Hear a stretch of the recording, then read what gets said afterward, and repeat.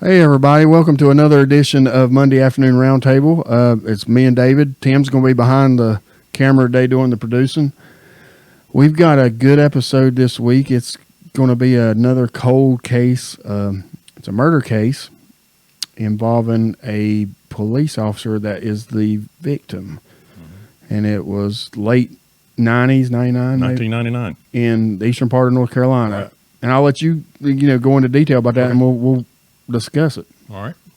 Yeah, it's good to see you. Oh, yeah. Good to be back. Oh, yeah. Yeah, we've been extremely busy in the last few months, but anyhow, this case, Jason, I didn't know about. And that's, Yeah, I never heard of it until you brought it up. And a friend of mine was talking to me about it and said, you guys need to look at this case. And so it was in Bald Head Island. I don't know if you've ever been there or not. I think Tim's been there. Or Money. It's a lot of money. It's what I call the 1%ers, the only people that can live there. I've only been there once. And it's you can only access Bald Head by ferry from Southport. It's about a 25-minute ferry ride. It's like getting on a passenger airplane. You put your luggage, they have people come out, and you check your luggage in and everything, and then you get on board this nice ferry, and it takes you into Bald Head Island, which there's a lighthouse, of course, there. It's called Old Baldy. It's one of the famous lighthouses in North Carolina. It's actually more of a tourist attraction now. It's not even used as a lighthouse. The one thing I learned during doing the research of this case, Old Baldy was not a rotating lighthouse. It was a straight-up beam lighthouse. I've never heard I've of never that. seen that in. Yeah. And it was one of the first ones built because it was it's at the end of the barrier islands of North Carolina. Only 20% of the island is occupied. 80% is wetlands, forestry, federal parks, and things like that. So only 20%. And again, the minimum house there is going to cost you $3-4 million in a home. But it's beautiful. And that's the poor district. The what? The poor district. Yeah, the poor people live there. Yeah. But it's an affluent, and that's important in this case, extremely important. There was a lot of politics in this little town, this little community. It's part of Brunswick County. Brunswick County is Oak Island, the area of the beach. It's a beautiful part of the North Carolina beaches. Unique about Oak Island, it has instead of a north-south coastline like North Carolina you would think, it's got an east-west coastline. Because it curves back. Yeah, because it's the curvature of the landmass. And Oak Island is a popular tourist attraction as well, and a lot of vacationers go there. And it was ranked in the top 15 places in the United States to as far as property values going up. So it's a neat little place, and I've been there many, many times. But in learning about this case, Marilyn and I we were talking about it, and 1999, I was still on the highway patrol, and because I can't remember this case, and I knew about all the police officers that were killed in the line of duty, but they kept this thing so quiet, I guess, on that part of the state. But anyhow, long story short, this young officer, she was 33 years old. Well, before you get started, Okay.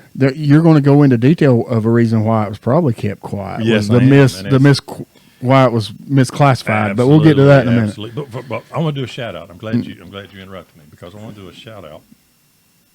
It was a podcast that I want everyone to listen to, because we listen to podcasts as well. That's all I listen to anymore going up and down the road, and I travel all the time. But this one is one of the very best. It's called Southern Fried True Crime by Erica Kelly. And if you've never heard her, you gotta tune her in and listen. She does a great job. She has a wonderful voice, and she keeps you enthralled in the story. And that's when we were talking about this case and doing the research. I listened to her podcast in its entirety. It's about an hour and 10 minutes long, but she goes into great detail. She does her research on this. Forbes Woman magazine did a report on it. It's called The Death of Kate Fear, Policewoman in 1999, which had a lot of information. That's where I got done a lot of my research with. There's a book written too by a lady named Elaine Buff. I don't think that's a real name. I think that's a pseudonym because Buff is the name of the little girl that was killed. But it's by Elaine Buff, and I've ordered it, so I'm gonna read it. It's called Out with Three by Elaine Buff, and I recommend reading that book. But anyhow, those are the three kind of places that I did most of my research. But again, Southern Fried True Crime, I highly, highly recommend it. Listen to it. It's really good. But anyhow, But this story's about a young lady, 33 years old. Her name was Davina Buff Jones. Weighed 100 pounds, soaking wet, and that was with her gun and belt on. This is how small this little girl was. And she was less than a year in business, right? She'd been 10 months at this police department. She was originally from Charlotte. You're going to remember this, too. Her mom and dad owned the Peddler Steakhouse in Charlotte. And, I mean, really? it's gone now. They've torn it down. There's a hotel there now, but it was really a good place to eat. I think there's still a Peddler in Raleigh, I think, maybe. Used to be one Hickory. There was one at in Booner, Bowling Rock, wasn't he? There was one in Bowling Rock. Boone, excuse me. Yeah. So it was when I saw that, I said, well, hell, I might know her mom and daddy. But they were the good people, and they raised this girl. They lived in Charlotte. They had a beach house at Oak Island. So when they retired from the food industry, let me back up a little bit. Davina was she was, when people come in, she was the hostess there at the Peddler. Little small frame little girl, big toothy grin, and people would come in and she would, take them to their seats. But UNC basketball team with Michael Jordan would come in there and she'd talk about that. And other movie stars and different because it was the go-to place if you were in Charlotte at the time. It truly was. So she was kind of one of those people that everybody liked. But anyhow, she worked there. Where her family moved to Oak Island after retirement. So she goes to the community college, gets her BLET. She joins BLET, but didn't finish because of her size. She felt intimidated, I think, is what it sounds like doing the research, and so she backed out. I think a few months later, she went to another BLET program in another county and successfully completed it. And did a great job, from what I understand. And was able to get through the program and got a job at the Bald Head Island Police Department. You got to remember now, this police department is in a double-wide mobile home on the island. All these million. The actual department is a double-wide at that time. Yeah. And it's just kind of tucked away. The police there, they wanted the police officers to be friendly. Don't bring that alcohol on the island, or don't bring that gun, or slow down. Security guard. They wanted a security. That's all they wanted. Yeah, that's exactly right. And most of the time, that's probably all they needed to be. But occasionally, I get kind of half and half of that. I understand it, and that's part of that's. But I think Davina and her family called her D, so I may call her D every once in a while. But she was a pretty hardcore little. She wanted to make the most of any call she got or any interaction. Her job. Yeah, she was good at it. Yeah, she would. She's little, but she packed a big punch, and she would come up and she didn't take any shit. Is what I'm trying to say. So she, went to this department and hardcore. She'd only been there, less than 8 months or whatever, or 10 months, and she'd already received 8 complaints from the citizens, which is not unusual in a place like that because entitlement.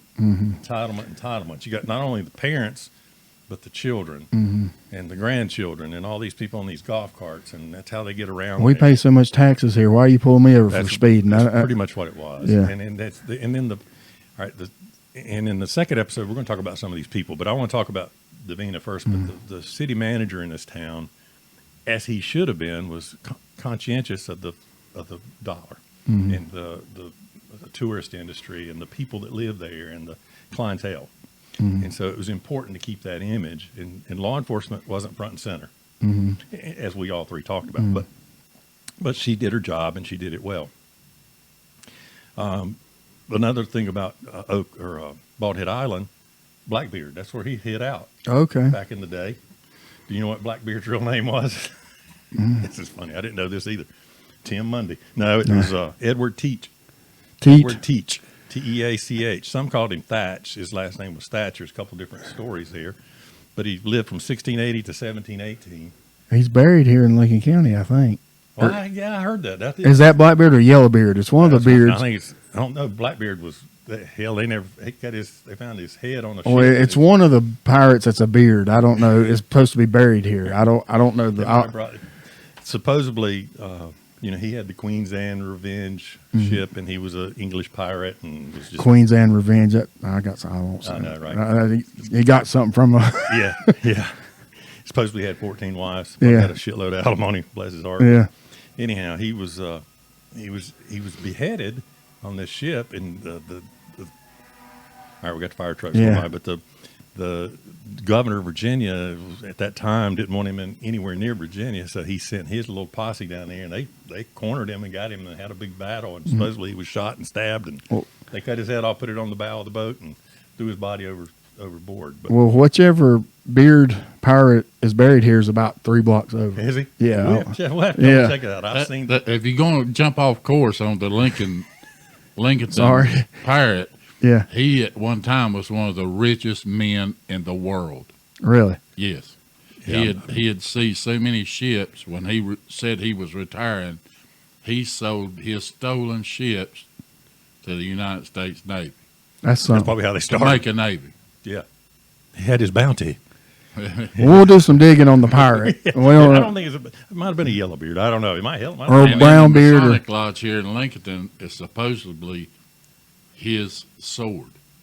really. Oh, cool. Yeah, and it's mounted on the walls of We'll have to check Masonic that out. Lodge. Yeah, I've seen his grave. It's just right. Okay, we'll check it out. Anyhow, that's a little bit of Yeah. history about Bald Head. But Davina, she's working third shift during this time. The chief of police at Bald Head, another female, and I'm not going to go into names on this podcast for this episode. The next one we will go into names, so it's going to be important.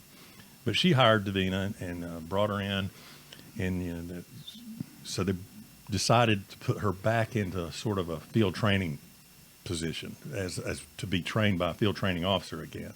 So they told her to ride with her sergeant, and I think that pissed her off, as it would if you've been on for a while. But I can see the chief's point. Okay, let's kind of soften her up a little bit, because Davina was a tomboy. She cussed, smoked, drink, spit, and get in your face if she needed to. So they were trying to smooth the edges a little bit. Yeah. And so the sergeant was going to ride with her. So they did agree that they could use separate vehicles, but had to follow one another everywhere we went, which was unusual, a little bit unusual. On this night, Davina takes the ferry over from Oak Island, where she lived, to Bald Head. It's a 20-something minute ferry ride. During the ride, 3 men are drinking beer on the ferry boat, which is you're not supposed to do. Of course, there's no vehicles. If you ride the other ferries from Cedar Island over to Ocracoke and things like that, it's a 3-hour ferry ride, so everybody gets in their car and drinks. And usually the ferry captain can look down there and see who's drinking. He'll call the highway patrol when you get Set off the up boat. and wait, yeah. But on this occasion, they're pedestrians. So she told them politely, you need to pour your beer out, which they did. They all poured them out. So after that, she gets to work, goes to the police department, meets with her sergeant, and she's in the office working, and he's working. And so let me back up a minute. They had been working patrol for quite a bit, and there was a call about a stolen golf cart. So they were kind of doing some stuff on that. And they're on night shift. Night shift, third, like from evening or from like 9 o'clock to in the morning. Midnight shift's what I used to call it. And so she goes back to the police department. The sergeant's in there. He's fixing him, heating up some lunch in the microwave, and she's doing some work on the computer. And all of a sudden, she gets up and says, "I gotta make a phone call or do something." She gets in her patrol truck. She drove a Ford Explorer patrol truck. And again, the only vehicles on the island were police, fire, and rescue. Everybody else had golf golf carts or carts. bicycles or walk. So, for whatever reason, he didn't go, because I assume, and I don't know this for a fact, that he thought it was something personal she needed to do whatever. So And back then, there were cell phones, but it was the big real cell phone, actual cell phone, yeah. and you had the 1999. So yeah, we were still carrying pagers then, probably. yeah. I don't know what kind of cell phone coverage they had in 99. True. on That's the true. island. True. Yeah, The or tower, I don't know if the tower would reach. you're right, and she may have wanted to go to a payphone. Well, she did. She went to a payphone. Well, she probably got a pager and then went to the payphone. Probably what happened. And there's nothing about a pager, but I'm sure there probably is if you dig deep enough. But anyhow, she goes to this payphone. It looks like your old English kind of phone box. The phone booth. Yeah. Excuse me. And she calls her boyfriend, who, not estranged, but they had just broken up. And the boyfriend was in law enforcement before, or they both were in law enforcement. And you know how those relationships go. She had met him in BLET school, I think. And so she was talking to him. But she had also been in a recent relationship with a deputy sheriff for Brunswick County, who was nephew of the high sheriff. Okay. Okay, so that's a whole nother dynamic that we're going to talk about in the second episode. When I look at a murder or a crime scene, I look at opportunity, motive, and make sure if you got two of those things, motive and opportunity together, then you look at that individual. But when you have a police officer killed, it opens up. You got all kind of things to look at. And what's the most important thing at a murder scene? Crime scene.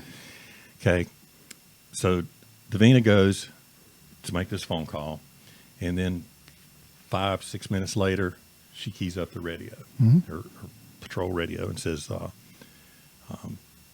out with her. She gave her call sign 4206. I can't remember exactly what her call sign was, 4206 or something like that, her number. She calls into the dispatch and says, "I'm out with three people." And that's common. Three suspicious people. She just said out with three. Mm-hmm. And so a few minutes later, not even a few minutes, probably a minute later, the mic keys back up. And it's not her talking directly into the microphone, but you can hear her. It's like she keyed it intentionally. And she said, "There ain't no need for a gun on Bald Head Island. Put your gun away." You can hear her saying, I've got the radio. We're going to play it the next broadcast. But you can hear her voice is firm, but you can tell she's concerned. You can tell in her voice that she's concerned. And who wouldn't be? Oh, yeah. She's carrying a Glock. It didn't say which caliber. It's 40 caliber. I read 40, that. Yeah. Okay. So she's carrying a Glock 40. She's wearing fingerless gloves, which a lot of officers do to give them a better grip, especially if they have a small hand. And then you can hear like all hell break loose. It's mumble jumbles. You can't, and we've heard that before. Like when somebody's in a fight and their radio gets, it's just So anyhow, then it goes dead. So dispatch shuts down all traffic, calls the sergeant, and he goes, "Did she check out anywhere?" And she goes, "No." He just said she was out with three. So they don't know exactly they don't know where she is. Okay. But there's only one, and it's not even a road; it's a path basically. There's no roads there; it's paths, a little golf cart path, but the car can travel on it. So he goes and he's checking every intersection to see if he can find her, and he sees her truck, and he walks up to it. It's right near the lighthouse. So he walks up, and there's a cul-de-sac, and she's pulled down into that cul-de-sac, and he sees her flashlight in the truck, and he knew she never got out of that truck without her flashlight. He knew that from working with her. So he's looking around, he can't find her. And he's looking, the lighthouse door is open. It's ajar a little bit. So he opens it up, and he's like, he's still calling for her, looking for her. And he looks, and he sees a pile of trash laying on the side. And he shines his light, and it's her. She's face down on the ground, away from her truck. So he goes over, it scares him, you can imagine. He takes a pulse, he calls dispatch, send ambulance 1018, which we know is urgent. And she's bleeding, right? Well, he sees blood from the back of her head. Okay. Got a huge hole in the back of her head, huge. So he checks a pulse, and he says, "Get the ambulance here quick." And so ambulance gets there. Okay, all right, now we got a crime scene. A fireman comes to the scene, and I don't know if he was the fire chief. I think he was a ranking officer within the fire department, comes to the scene. And so they're doing all this stuff. And so you can imagine what the sergeant's doing. What the hell just happened? He's probably like, shit, is somebody still in the woods? He's probably scoping the place out, making sure nobody, and I'm thinking, he'd probably tell these firemen, y'all watch until the ambulance can get here. So the ambulance people get there, EMS. They literally pick her little body up by the belt, throw her on a gurney, and take her to the PODOT. And she is deceased at this point. They say there's no pulse. Yeah. And it was obvious pretty much that she's dead at this time. But they think, okay, maybe we can get her to hospital. You got to remember there's no hospital on this island. So the closest one is ferry ride. And they're wanting to exhaust all efforts. They do. And so they kind of panicked at that point, throw her little body on a gurney and take off to the port. Well, the all that had shut down. The ferry had already shut down, so they're having to get everything ready to get it together. By this time, I think the restaurant at the ferry was still open. The chief of police at the time, which I said was a female, and I'll mention her in the next episode, but her daughter worked at this restaurant. Said she walked out of they told all of them to leave, to get on the ferry, because nobody that worked there lived there. Mm-hmm. And so they all lived at Oak Island or, Carolina Beach or somewhere across the way. So she says she sees the body lying on the gurney, not covered, nothing. And so it kind of unnerves her. She calls her mom. Mom, the chief, was out on injury leave at the time with a back injury. She and her husband come to the scene and escort her body to the hospital. I guess there was enough time for the ferry to get there but they escorted her over and protected her body till they got to the hospital. Okay, so here's where the shit starts being dropped from all the way around. They call in the SBI, call in different people. The coroner does a half-ass job. It says the bullet entered from the right bottom of the right ear in an upward motion and all this stuff, and that wasn't the case. The bullet was right at the back of the head near the spine. He says later, well, I messed up because I was tired and everybody was in a hurry to get this scene cleaned up. He said I was rushed. So, okay, all right, that happens. Mm-hmm. Okay, so they take her body over. Well, then the high sheriff comes over, and I'll mention him later in the episodes, but he comes over.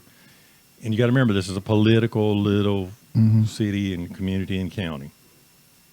And they get everything done. Well, come to find out, Davina, as a child, once put a belt around her neck in her mom and daddy's bedroom up against the bedpost. Didn't pull it taut, but had it around her neck, and her sister came in and saw her and told her mom and dad, so they kind of got her some psychological help.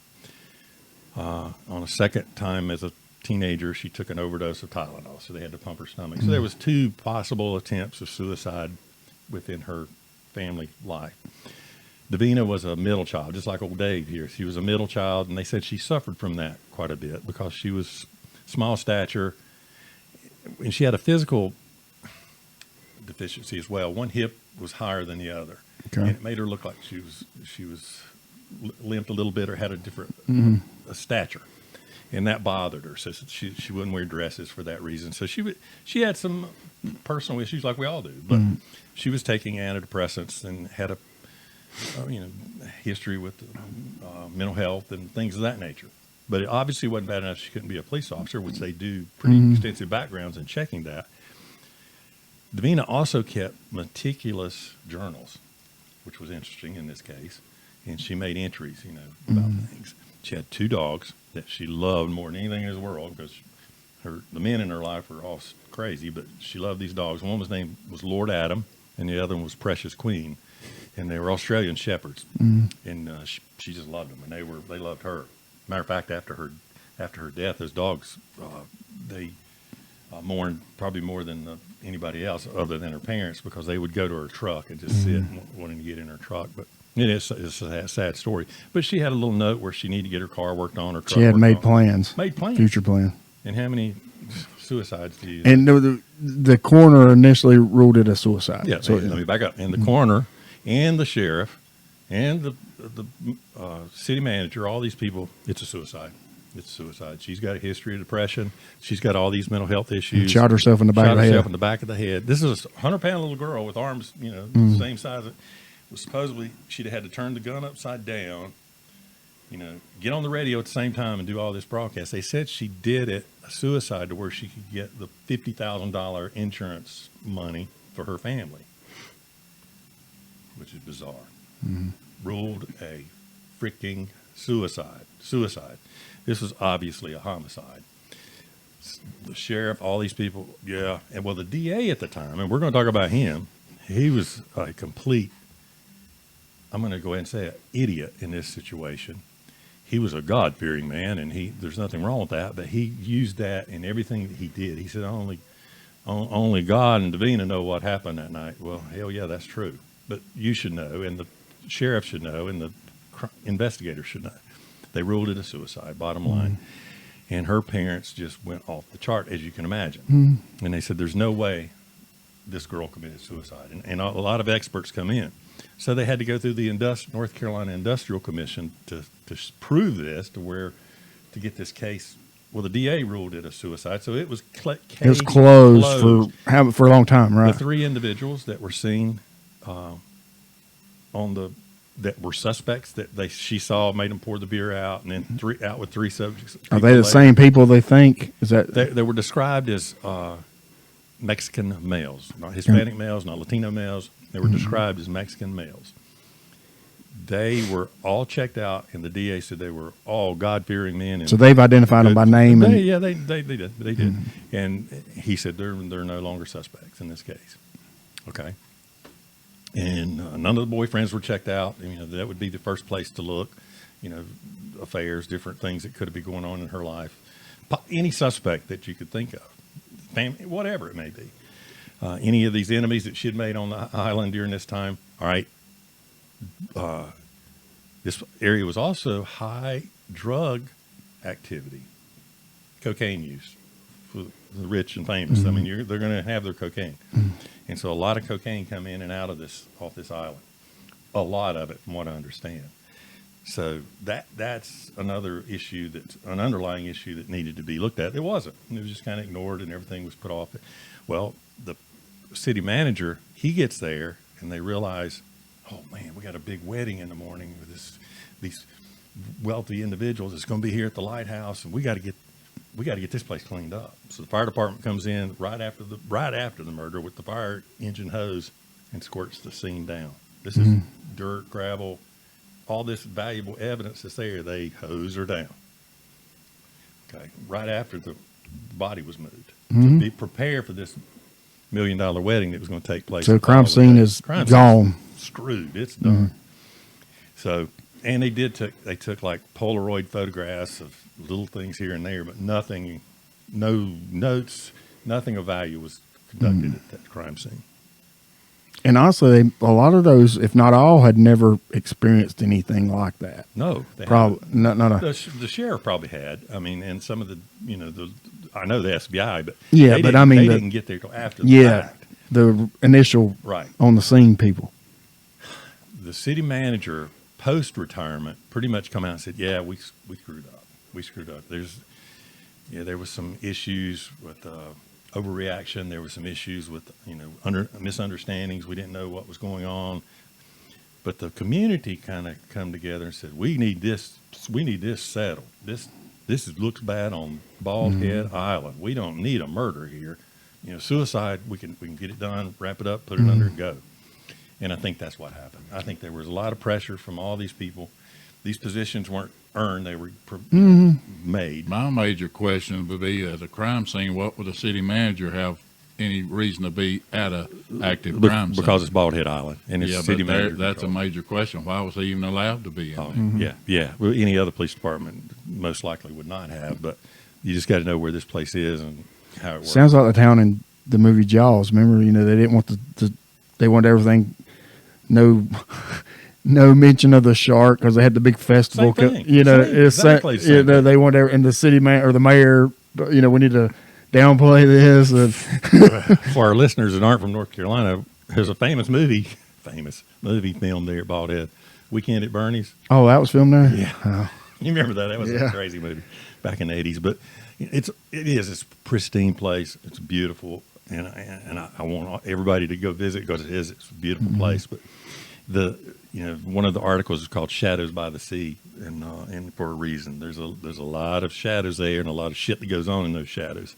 So what I want to do for our next episode is identify some of these people and talk about them and show how they're suspects in this case. This is not a suicide. I'm 100% certain it's not a suicide. And I think everybody else is now. The case is the DA, the sheriff, long story short, was convicted of federal crimes. I think he spent 1 year in prison, federal prison. The DA was beat the next round. A new DA come in and said, this is a murder, reopened the case. So it's an active case, cold, but active. And so hopefully they can do some tweaking and more investigation, get to the bottom of it. Before we close it out for this, to go to the next one, for next episode, and I think it was a murder from everything I've read. I think 100%, I think it's a murder, but let's play devil's advocate to show so we can get the listeners to think both sides before we come in. Sure. Absolutely. All right, we're looking at a trained police officer.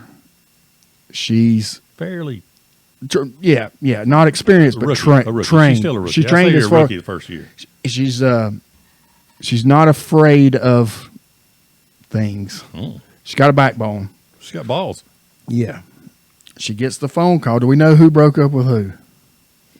Not for sure. I'm still researching that. All right, let's say I'm just playing devil's advocate. Let's say boyfriend broke up with her. She's distraught, but they're still communicating on how to break up or whether to break up. She gets the phone call that we're assuming is the boyfriend. Let's say it's bad news. She decides, spur of the moment, hey, I'm going to kill myself.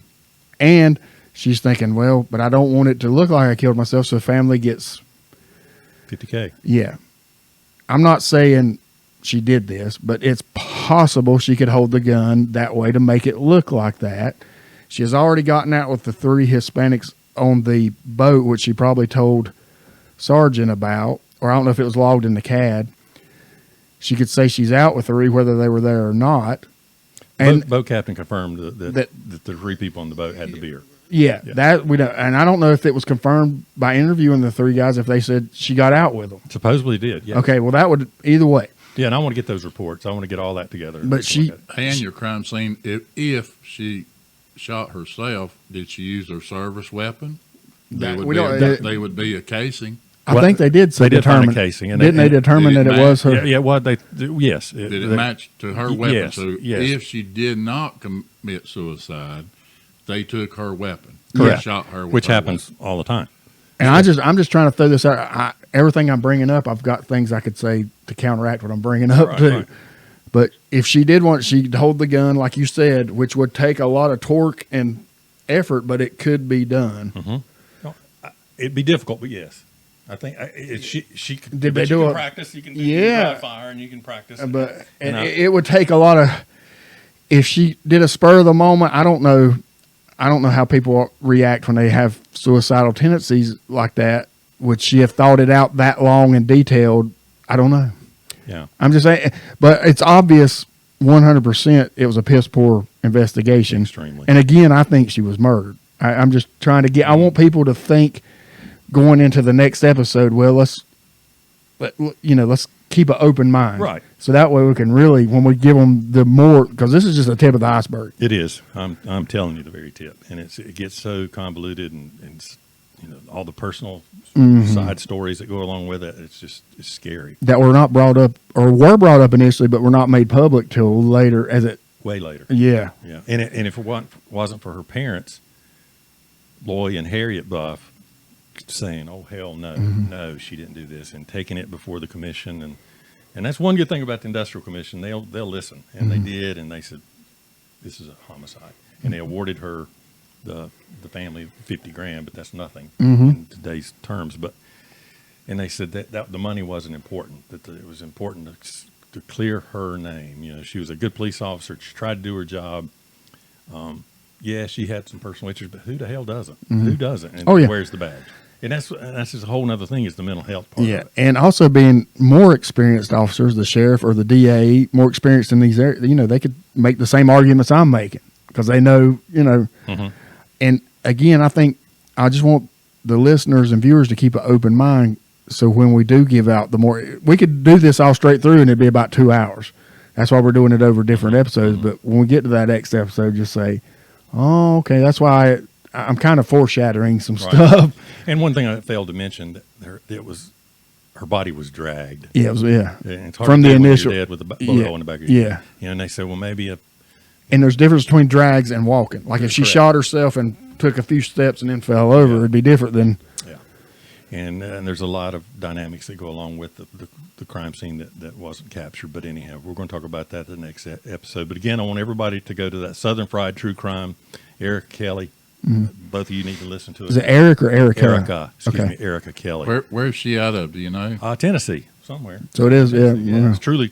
So Southern Fried. yeah. But she's just well versed. She does her research, and that's where I picked up a lot of this stuff. And I'm going to send her a message and let her know that we gave her a shout out and how good her show was. So again, I recommend it highly. And you got to do digging on this case. When I did some digging on the internet, there's not a lot. It was just the news stories, the articles you were talking about, the book, and I think one television, there was a documentary on like the investigation discovery or something. They did an episode type thing on it, but there's very little on as far as where like you type in another cold case similar, it'll be hundreds of entries of different. There's not on this. It's weird.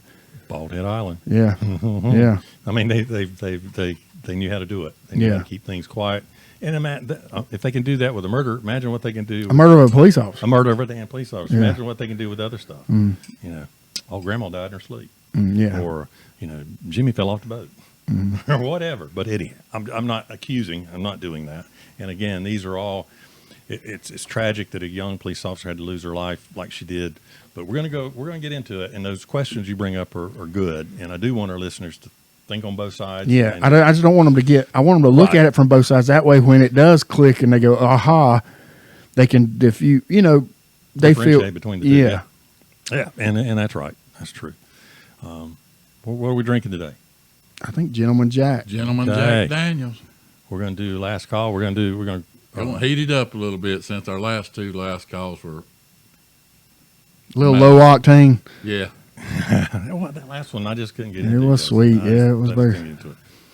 We heard any feedback from any of our listeners? Anything going on? No. Good. No. We want them to. Yeah, we want feedback. Good, bad, ugly. Yeah. So let us know. But again, tune in next week because it's going to be a good one, and we're going to get into the nitty gritty of it, talk about the personal side of it, and go from there. So. Are we going to take a break? Yeah, let's take a break. Take a quick break, and we'll be back in just a few minutes with our last call. Thanks.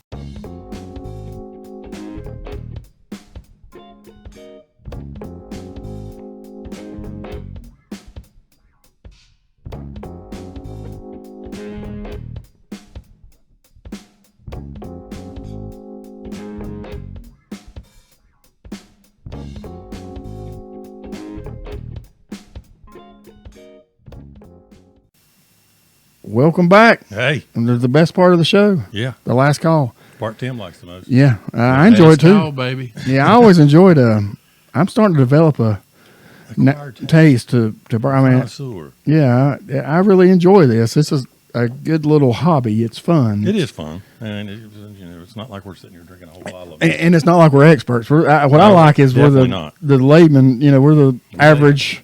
We're just the good old boy drinkers. Yeah. As Tim says, why do you drink? He said, because I like it. All right, today we're drinking Gentleman Jack Rare Tennessee Whiskey, twice mellowed. Yeah, I don't know what that means. Anybody You know what that? twice mellowed means, Tim? We got to figure it out. It means it's been mellowed twice. As opposed to once mellowed, yeah. Yeah. It's from the makers of Jack Daniels, 40% alcohol, 80 proof. Last week was 60 proof. It's like drinking Kool-Aid. And they say Lynchburg, as in Lynchburg, Tennessee, not Lynchburg, Virginia, right? Yeah, it's Tennessee. Yeah. Jack Daniels is out of Tennessee. Yeah, but there's two Lynchburgs. There's one in. Yeah, Tennessee whiskey. Yeah. Tennessee whiskey. Smooth as Tennessee whiskey. Got a nice look to it. That's a man's drink right there. It's got a good whiskey smell. What's the latest on the infamous Lincoln County Apple Festival? Oh, God. What is it? The Applegate? Applegate, Guitar Wishes, Applegate, Peace Talks. Peace Talks. Yeah. The Apple Festival. Let me stop just a minute here. Just a minute.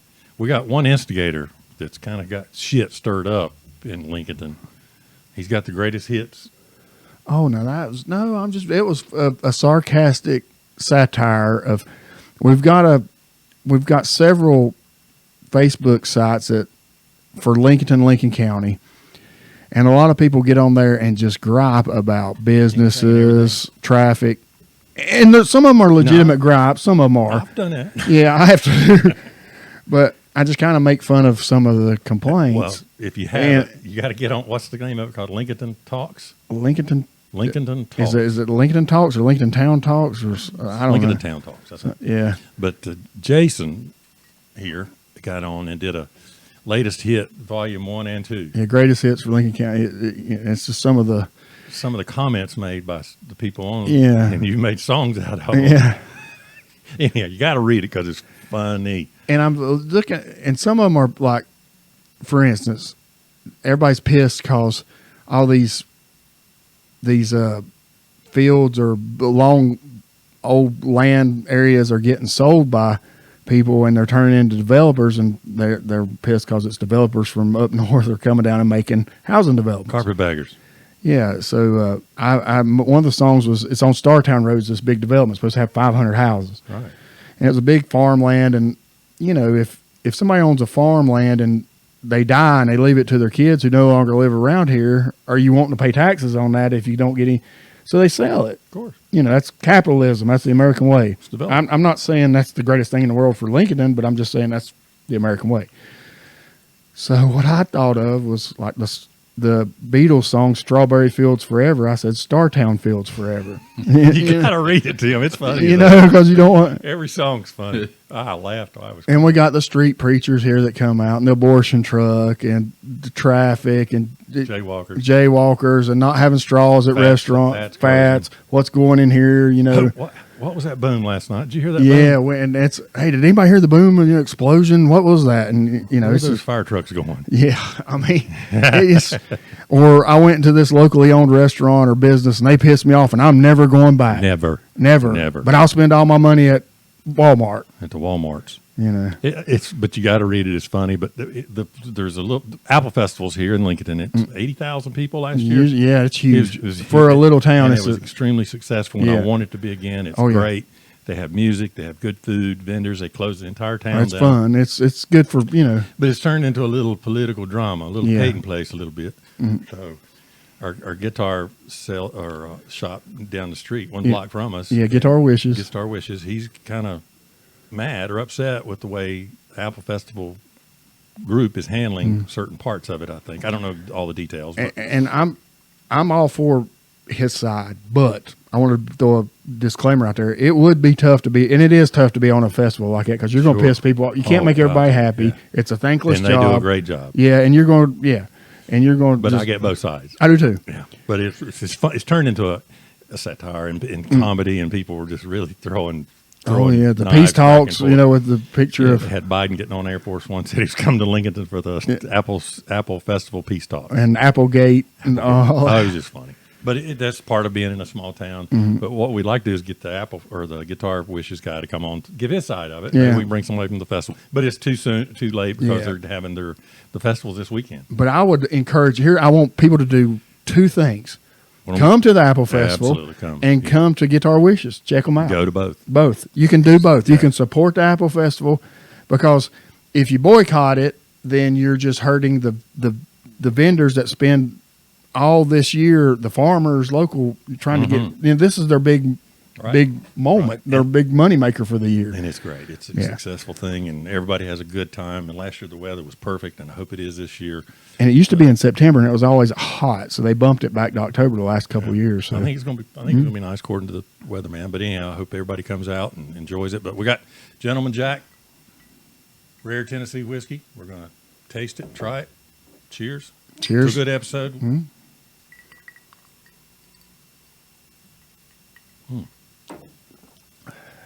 Now that's Tennessee whiskey right there. Oh yeah. It's got the bite. It's got the flavor. It's got the flavors all there. It's just you can taste the oak in the barrels. You can taste a little bit of. I got a little fruity bite on the back of it. It's good. It's exactly what I was expecting. Mm-hmm. Nothing different, nothing more, nothing less. It's just exactly what I would think it would taste like. It tastes like. Yeah. Which is good. I mean, it is good. It doesn't have the hard bite. I like that. No, it's a bite, but not the. It's a good front and back end bite, but nothing. It's consistent bite. Yeah. Mm-hmm. Come in second last night at the Untapped Trivia, which moved from last to second, which is pretty good. Well, I need to come do that. I'll smoke y'all's ass. No, well, you know what, Tim? What I missed, and I kicked myself in the head. One of the questions was, what what has to be at least 51% of all Kentucky bourbon to be called Kentucky bourbon? Corn. Yeah. And I missed that. I put Kentucky barley. If we could be a team, we would be unstoppable because we all have worthless information. Well, that's where I come in, the worthless shit. People didn't know. I said, oh, I don't know that. Yeah, that's the way I am too. It was 4 of us, and this couple beside of me, and a couple guys, and this other girl. They knew the 19. They were all young, and they knew the music. They do a question, then a song, and you have to identify the artist and the question. And I was getting the music because he was doing the '60s last night. Is it Allison that runs it? The trivia. She's a little. No, this is a African American gentleman. He's Okay. a younger guy. Great. He does a good job. I can't remember his name. Is it always on Tuesday night? Tuesday I might nights try to at come in. Untapped Territory in Lincoln. It's one of the back street bars beside Local Roots. It's not late, is it? You know, I go to bed early. Well, I do too. He told me last night. He says, and I use Blue Line as the name of our team. And he goes, Blue Line's coming in. They come in second. We started out slow. We started getting the harder questions, which are more points. And he said, "This is the first time you've ever stayed the whole night." Said, "You always leave." Said, "Last time you left, you were doing pretty good." I always leave because I don't think I'm doing that well, or in my group. But last night we hung in there and we stayed the whole time. We got a gift card. I don't know what we won. Probably a couple craft beers, maybe. And if we get us 3 and get Garrett. Garrett's real good at this. Garrett's great at the music. real good at this stuff. Now Tim and I did it one time. Remember, we were up in Granite Falls and we come in down dead ass last. What was the name of our team? Dead ass last. Good old boys, Granite, but we didn't do very well. Well, y'all always call it what? Snotty McNasty and the Nose pickers. Pickers, yeah. With their greatest hit, I'll get you booger. Anyway. We could add that on, and if you listen to it backwards, it's going to make you do all these other things. Turn you into a drag queen. That's what he said on that. Don't talk about drag queens. He was talking about that in the and you have to live from that era because remember the old Beatles song? Yeah, it said Paul was dead. Remember that? That's what I put on there. Spin it backwards. Paul is dead. Paul is dead. Paul is dead. And so, and that's an urban legend that Paul McCartney really died, and this is a clone. True. It's scary. Don't you ever play the record backwards? No. Mess up your needle. No, I know. That's why I don't. And I got the records in there, and it was the record player industry saying that when you get new needles. But anyhow, it's just. It was funny, and you weren't meaning to make anybody mad. And I put a post out too saying, this is sarcasm and satire, and it's 95% of Lincoln County are smart, kind-hearted, hardworking, which is true, and 5% are not. And I said, if you think anywhere else, yeah. And I said, if you're in the 95%, you probably find this funny, and if you're in the 5%, you probably don't. Well, if you don't, it's targeted towards you. God, but there was so many. And I went both sides of the political thing. I made fun of this, that, and other, and it's it's an equal opportunity. Just it is jump in anytime and and I could make fun of myself too. But the photographs they put on there and the the memes, God, they're funny. People have a sense of humor. There's people from Florida that are involved in this now. Do you know that from South Florida that are getting? Well, I'm surprised I hadn't made the national news because. I'm going to give a thing about the Guitar Wishes. He's had John Snyder, who everybody knows is Luke Duke, record here. He's had Mike Huckabee, former presidential candidate, came here and recorded with John Snyder. I didn't even know Mike Huckabee was a musician. I think he plays bass, I think. He does. He does. And I want to say... His daughter's the governor now. Yeah, I want to say some other... Yeah, I think there's maybe got a hell of a studio. Maybe even Peter Frampton has been here. I've never been to the studio, but I heard it's nice. Yeah, it's and he's got guitars that are from the very low end to the extremely high end and everything in between. Now, his wife is an attorney, or his yeah, but I think they've split up. Have they?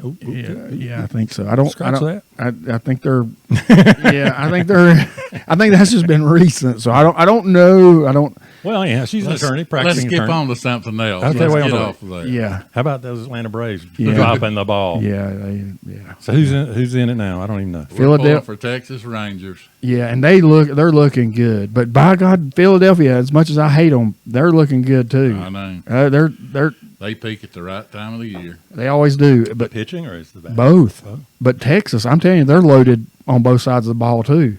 They look good. I like the Rangers simply because of the Hickory connection. Yeah, now I don't get as long as they beat. I don't want to see Houston. I hate Houston worse than I hate Philadelphia. I love City of Houston. I just don't like the Astros because they cheated. that time. What do you guys? Let's skip over from baseball to politics for just a few minutes. Okay. About our Speaker of the House, we just had a vote at 11 o'clock You're gonna have today, another drink on that one. and he lost more votes today than he did. Oh, did he? Yesterday? Jim Jordan. Yeah. So Well, I there think Jim again, Jordan's like the we wrong said last person for week, that job. Our House is out of order. Here's what needs to happen: the Democrats and the Republicans need to get together on this. Pick a speaker that's low key right now. That can get control of the House, which it's out of control completely. Don't know who that person is. They're out of the 200. I would say there's 100 Republicans right now that could be the Speaker of the House Easily, and yes. work with both sides of the aisle. If you can't, then we're in trouble. Well, Jim Jordan's not that person. Well, No, he's not. Last night and this morning on the Talking Head shows, different ones on different networks, I heard them bring up that both sides are looking at are in talks, looking at the possibility of extending Patrick McHenry from interim to a longer interim, but give him the powers. God. No, not all powers, limited powers. But more power. And the reason they said is because he's low key. He doesn't want the job. No, he don't. But the Democrats were open to discussion in that. That's what they said. And Discuss. I'm not saying they're going to do that. I can live with that. I can live with that to give him a little more time. But that only opens up the door more time for Jordan, I think, to get his. I don't think Jordan's going to get it, together. period. I think he stepped on his toes when he tried to force some of these people to vote in his favor. What's the term I want to use? Come in hard nosed with them and say, "Well, we're gonna have a primary against you." I've never seen him do anything but tear down. They said he's never passed any or he's never proposed. wrote a bill. Yeah. He's never introduced a bill. Why is he even there? Now, and we've talked off camera. There's and I don't know his name, and I think he's a first-term congressman. He's from Texas, a Republican. He's really smart and very like open. Tim said, there's several. And very. He's blasting this. He's basically saying it's a circus, and that they brought it on themselves, and now they're going to have to fix it. And he would be good, I think. I can't remember his name. Well, they just need to get together and work but they're going to have. Bottom line, they're going to have help from the Democrats on this, I think, to get that speaker position filled. And if they can get a compromise, get some people in there that they can work with them, like Tim said, on both sides, which hadn't happened in the last 40 years almost, but it's got worse. The last 20 especially. Well, the last 5, 6, 10. 8 have been terrible, and nothing's getting done. And anything it is done is through executive order, and that's not the way to do business. It's not, because it's just can change. short term. Yeah, easily. But if it's all you can do, it's all you can do. So you got to take advantage of that as well. But maybe they should come to the Apple Festival and have a battle royal and drink, and you got to be over the legal limit of intoxication before you get in there, and then the winner wins. maybe they should box. Yeah. But that's another thing. We got a city. Had one guy.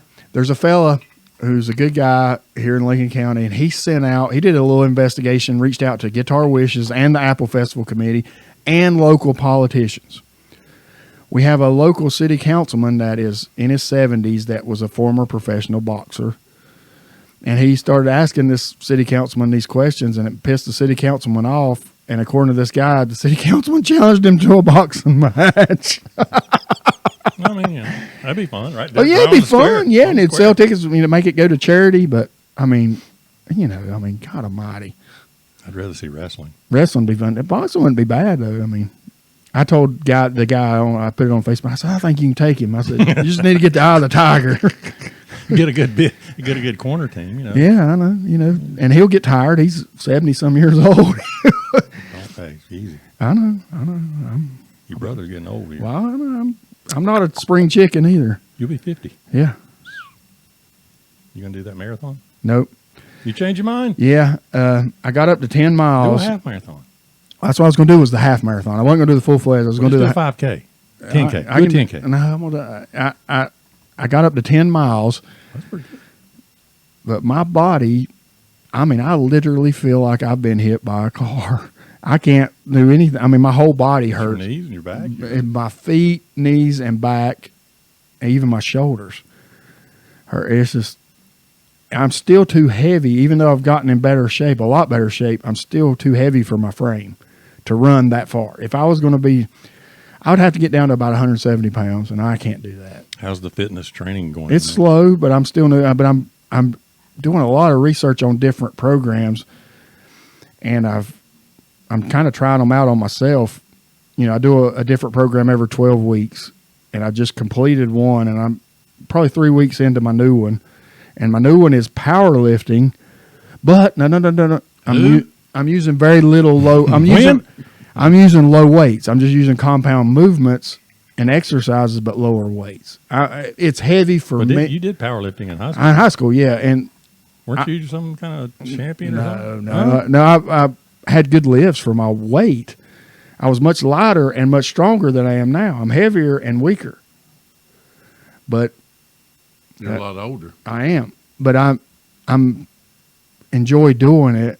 Even though I was doing deadlifts one day and I looked over and there was a woman probably in her 20s lifting more than I was. That's when you look over and you show off. But it's all relative. It's I'm feeling it's still working. I'm feeling good doing it. I'm not overdoing it, but I'm pushing myself.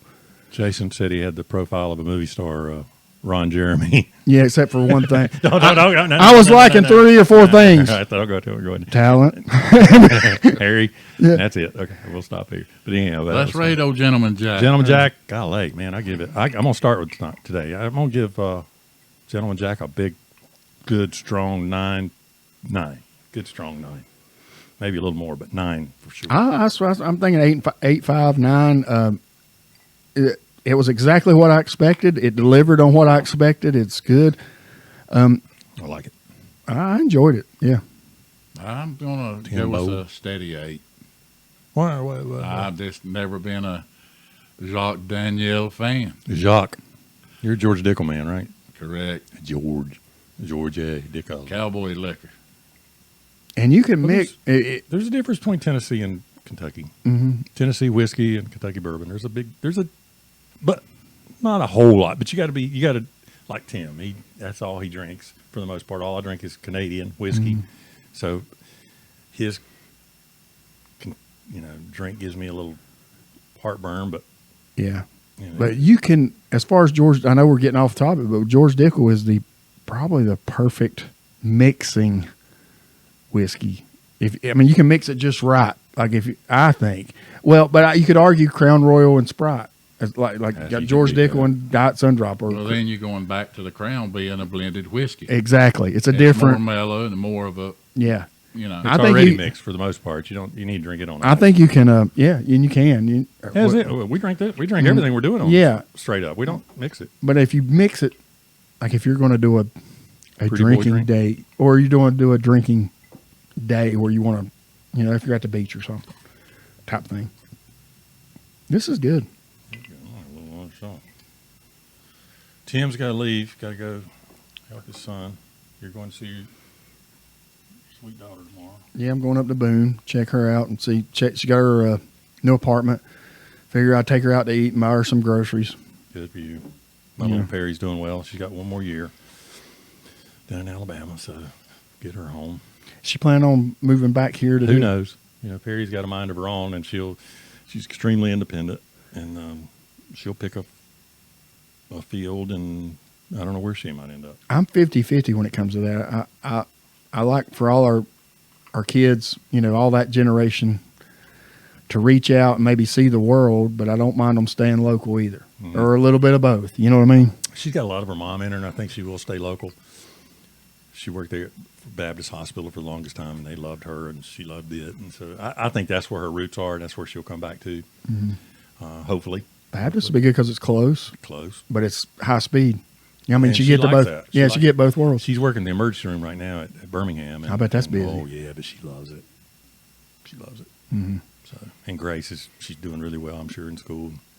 Garrett doing all his stuff. We need Garrett back. I haven't seen Garrett in 10 months. And Hannah, my other daughter, did her tax returns. Had her first tax return. She get money back. Good for her. So I was like, she works all the time. I see her all the time. I'm telling you, and that place. I blow my horn. She thinks I'm some pervert. Yeah, but that place is doing the business. Burton's General Store. They got one in Lincoln and Newton. Check them out. Great, local grown, everything. Everything's local made. It's good.